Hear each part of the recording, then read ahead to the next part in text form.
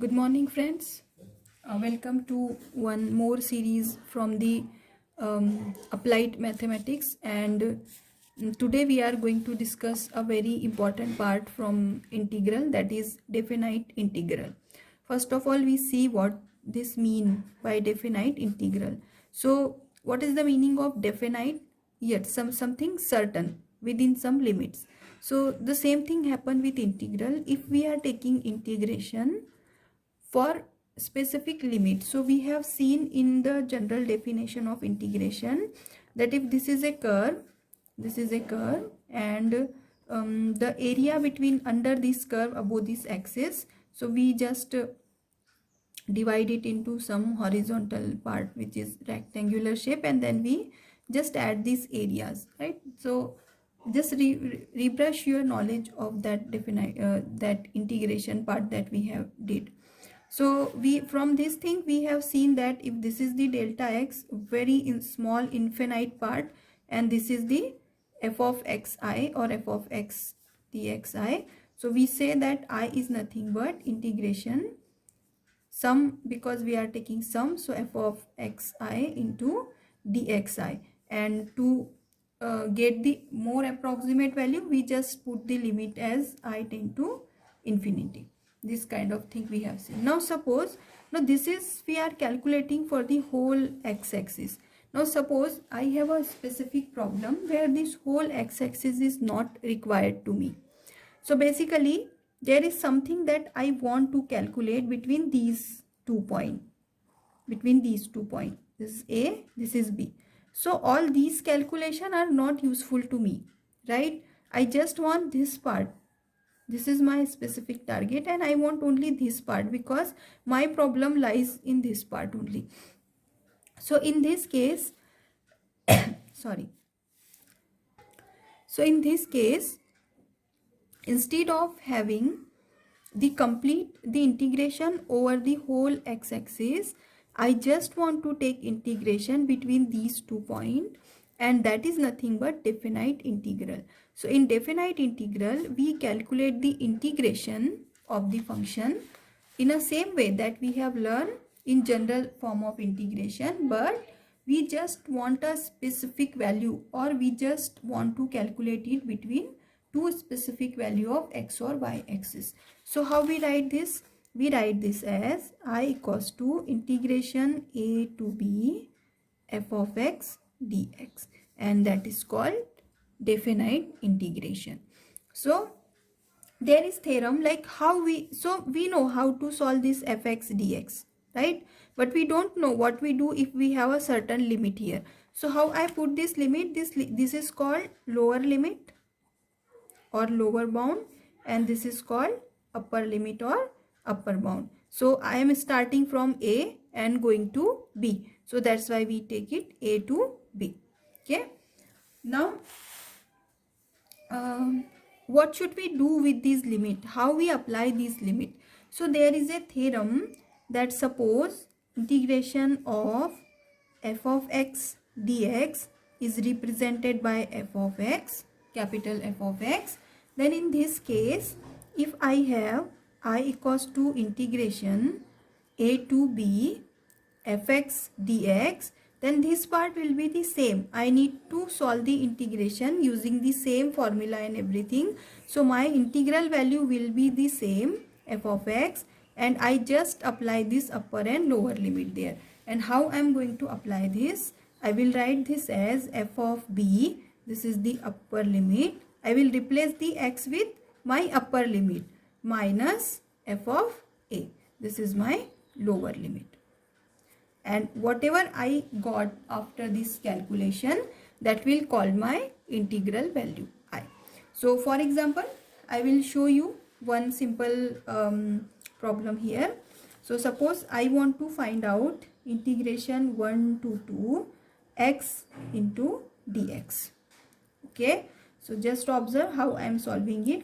Let I equals to integration 1 to 2 x into dx. Now forget about this limiting part. This is the upper limit, this is the lower limit. Forget about this part. Just tell me what will you do if you have integration x into dx. Yes, we apply the standard formula x to the power n dx, which is x to the power n plus 1 upon n plus 1. So do the same thing here. Just forget about the upper and lower limit till you get the integration. So what will be the integration of x dx? Integration of x dx will be x square upon 2. Just increase the power with 1 and divide with the same number, right? Is that clear to everyone? Okay. Now what should I do with these limits? I will put a square bracket here and just write the two values here like this. Okay. Now I know how to solve this from this theorem that I have discussed with you. So just replace this x with upper bound and lower bound. So this 1 by 2 is constant. I am taking it outside. X square 1 to 2. Right. Now replace this x with 2 first. So 1 by 2 as it is. 2 square minus. Now replace with the lower one. 1 square. So what will I get? 1 by 2 into 4 minus 1, that is 3 by 2. That is the value of I. So in this definite integration, you have observed that if I have an integration without these bond, what will be my integral value? My integral value will be x square by 2 plus c. And whenever I have this specific integration 1 to 2, so I will have the value as 3 by 2. We are not writing c because this c is the arbitrary constant for this integrations. Okay. Now what is the difference between these two values? Yes, I got a specific numerical value. Okay, specific numerical value I got, and this is the value something in the form of x, or this is we called general value. Okay. Now in our day-to-day real life, general values are not that useful, but in numerical values are very much useful. Suppose I ask you how much money you have in your pocket right now. So you will say, okay madam, I have 500 rupees in my pocket right now. So that makes a sense. But suppose someone is giving me answer that I have a money which directly proportion to x square plus 3x plus 2 and subtract 100 from this amount, that much money I have. Does it make any sense? No. But whether his answer is not wrong. He's just saying you in the form of x and y variables. But that doesn't make any sense, or that doesn't very much applicable to the day-to-day life. So if you ask me how much you earn yearly, and if I'm giving you an answer in the form of x variable, that my salary or that my income varies like f of x equals to x to the power 3 plus 2x minus x, and this minus x is my tax and other expenses. So you will are you going to accept this answer? No. But that answer might not be wrong. It is correct. If I put some certain value of x there, you will get my exact income, or I will clearly calculate my exact income. But instead of that, if I will say you that my yearly income is this much, my yearly income is 10 lakh. So that make a sense. Okay. So that's why this definite integral is much useful in our day-to-day life. But then what is the use of this integration? Is this not useful very much, or we are just spend our valuable time to learn something which is not useful? No, that's not true. So for example, suppose I have a curve. Suppose I have a curve, or suppose let me just explain this with the help of one example. So suppose I have this dome shaped curve. This is a dome somewhere in some building or something, and someone asked me how this dome is varying. Okay, how this dome shape is varying. So I cannot give one specific answer to that question in that case, because at every point the value is different. In this dome, at every point the value is not same. It's not a straight line that value is same at everywhere. It's a dome shaped thing. So at every point this is different. So in that case, the shape of this, consider that these limits are not there. Consider that these limits are not there, and then try to evaluate it. So for example, just forget that these limits are there. So consider it like integration minus x dx. And how will you solve this integration? It's a standard integration. So we'll just consider it. Let I equals to integration 0 to infinity e to the power minus x dx. Now what will be the integration of this? This is e to the power minus x upon derivative of minus x, because it's a composite function. It's not a simple x here. Here is we have minus x. Okay, so and just write inside the square bracket and write down the upper and lower limit like this. That is the method of writing this. So e raised to the power minus x upon minus 1, 0 to infinity.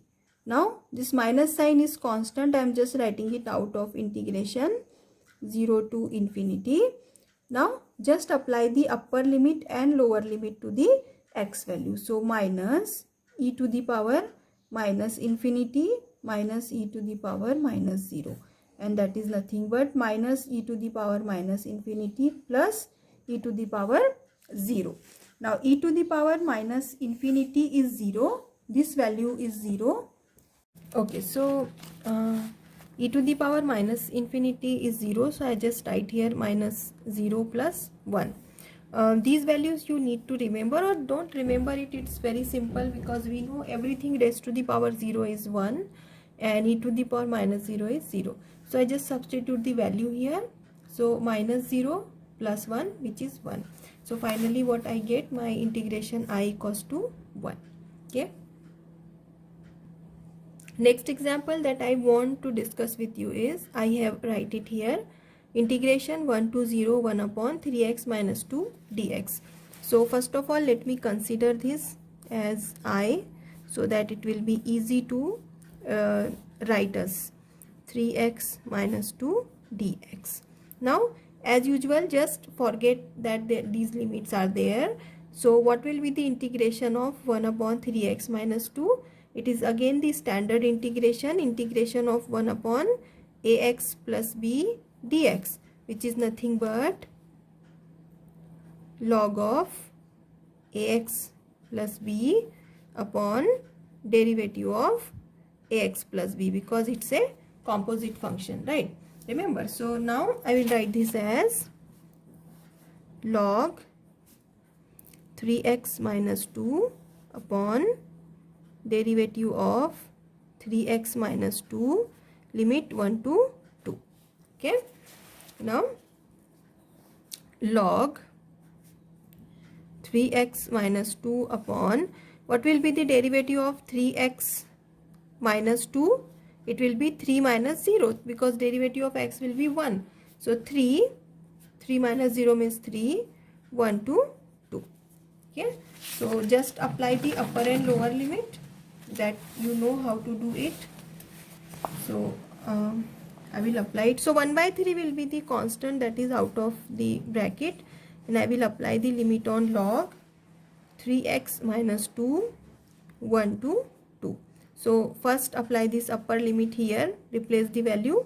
So I will get 1 by 3 into log 3 into 2 minus 2 minus this one here. So log 3 into 1 minus 2. Okay. So 1 by 3 into log 6 minus 2 minus log 3 minus 2. Okay. So 1 by 3 into log 4 minus log 1. Okay. And we know the basic rule of logarithm, that log a minus log b, that we can write as log a upon b. We know that subtraction sign can be convertible into the division. So 1 by 3 log 4 upon 1, which is 1 by 3 log 4. That is the value of I. More, you can also simplify it by using the logarithm term, that this is in multiplication, so this can be go here in power. So the value can be log 4 to the power 1 by 3. This is also the right answer. So I hope you are understanding it. It's not that difficult. Just try to so it's very much similar to the general integration form. We just need to apply the upper and lower limit separately. That's the difference. Now okay, I'll show you the another example. So it will be our third example, maybe. Yeah, it's third. So in this I want 0 to pi by 2 e to the power sin x into cos x dx. Okay. Now in this example, this is the example of substitution. If these limits are not there, then we know that sin and cos are derivative of each other. So function and derivative exist together. So whenever this situation arises, we always use method of substitution. So I will just solve it by method of substitution. Let I equals to integration 0 to pi by 2 e to the power sin x into cos x dx. Put sin x equal to t, differentiate with respect to t. So I will get cos x dx equals to dt. Okay, so this cos x dx, this value I got as dt. Now what is the problem here? These limits are given for variable x, right? Because these limits are varying with respect to x, and I am changing this x as a t. So that's why I need to change these limits also. This should be in the form of t now. We cannot, it will not happen that we are converting these variable into t and still applying the limit for x. That should not be the case. So what will we do? We will just transform these limit of x to the t from this value. So from this I know t equals to sin t. So since t equals to sin t, so for what is my lower limit? 0. So for x, sorry, sin x, for x equals to 0, what will be the t? T equals to sin 0, which is 0. So t equals to 0. For x equals to pi by 2, t equals to sin pi by 2, which is 1. Okay, so when x equals to 0, what is the value of t? T is 0, and for x equals to pi by 2, I am getting value of t as 1. So I will transform these things here. So now my integration will become I equal to integration, what is the value of 0 I got for t? As 0, so I will write here 0, and for x equals to pi by 2 I got t is 1, so there here I got 1. Now e to the power t dt. Okay, now just find out the integration here, which is e to the power t 0 to 1, and apply limit e to the power 1 minus e to the power 0. So e minus 1, this is the value of I. That's how we solve it. So in transformation or whenever we use method of substitution, always remember that we also need to substitute the value of limits, because that limits are given in x variable and we are transforming it into t variable. Let us solve few more example to clear this concept. Just pause the video here little bit and try to solve this example, which is very much similar to the previous one, and let me know how much you are able to solve it. So as usual, I am just considering it as I 2 pi by 4 sin x into cos x dx. Now This is the example of substitution. So I am substituting sin x equal to t. So therefore I will get cos x dx equal to dt. Now when x equals to 0, t will be sin x, so t will be sin 0, which is 0. Next is when x equals to pi by 4, sorry, pi by 2 is here, I am so sorry, pi by 2, so t equals to sin pi by 2, which is 1. Okay, so now my I will transform as 0 to 1 t into dt, which is nothing but t square by 2, 0 to 1. So 1 by 2 minus 0 by 2, which is 1 by 2. This is the value of I got. Okay, so that's how we got the value of I. Now next example I will solve as,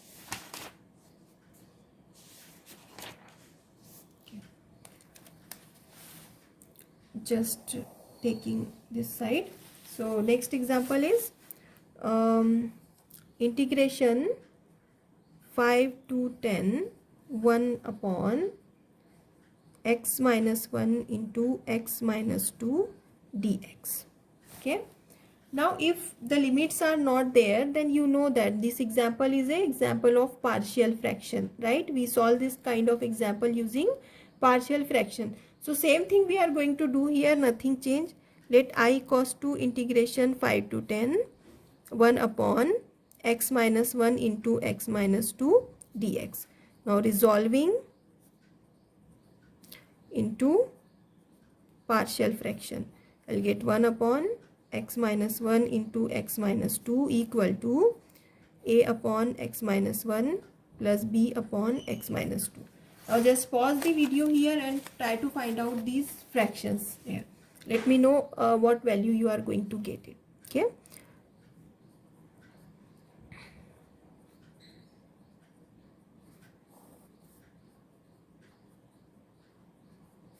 I hope you know how to solve this. If you just forget or confuse, then go back to the partial fraction lecture and watch it again. So I will get b into x minus 1. Now to find a, I'll put x equals to 1. So what will I get? A into 1 minus 2 plus 0, which is minus a equals to 1. So a equals to minus 1. Now to find b, put x equals to 2. So 1 equals to 0 plus b into 2 minus 1, which is 0 plus b. So b equals to 1. Okay, so finally what I get? I equals to minus 1 upon x minus 1 plus 1 upon x minus 2.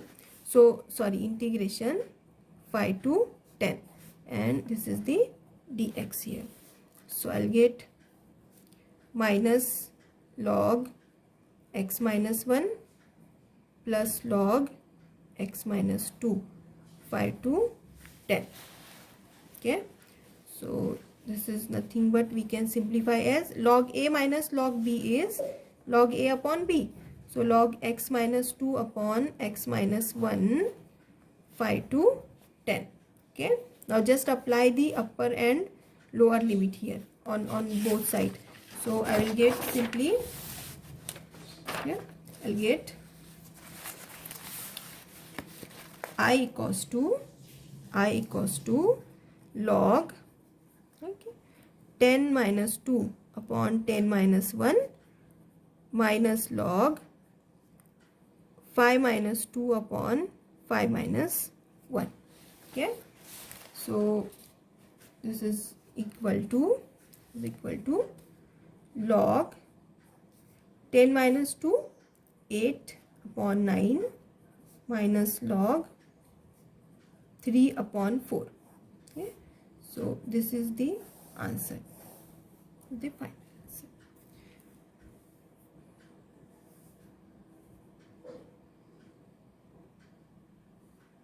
or you can furthermore simplify it as, so this is again log a minus log b, so which is log a upon b, okay, which is log 8 by 9 multiply by 4 by 3. We know that denominator we can write it into the numerator, so log 32 upon 27, this is the value of I. Okay, I hope you understand the basic technique. So I want you to try this example and let me know in comment section if you are able to solve it or not. If you need any help, just let me know in comment section. Okay, so these are the examples that I want you to try. Try this out, and you know, if you don't know anything, you need to write this in a comment section. I will answer there something. I hope so. This is all for today's lecture. I hope you understand it and enjoy the lecture. We will meet again soon. Till then, have a nice day. Bye.